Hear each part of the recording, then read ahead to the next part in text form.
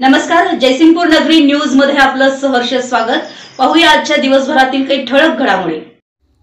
या खडकामध्ये दडलंय काय? रयत शिक्षण संस्थेच्या रमजान शेठ बांधार विद्यालयातील इयत्ता 6वीच्या विद्यार्थ्यांनी खडकांचा शोध घेतला।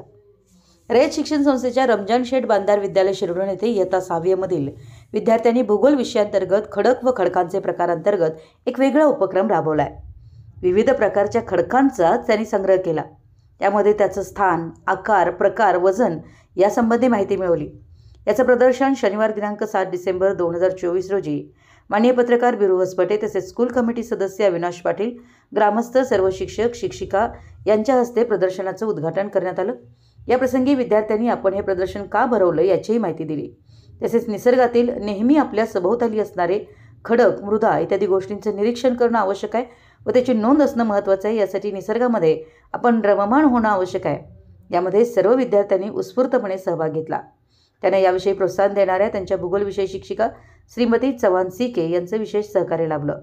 सर्व शालेय विद्यार्थ्यांनी हे प्रदर्शन पाहिलं व त्याची माहिती घेतली। यावेळी विद्यालयाचे मुख्याध्यापक VM पाटील, पर्यवेक्षक SS पाटील, इतर शिक्षक शिक्षिका, शिक्षकेतर कर्मचारी, विद्यार्थी विद्यार्थिनी उपस्थित होते।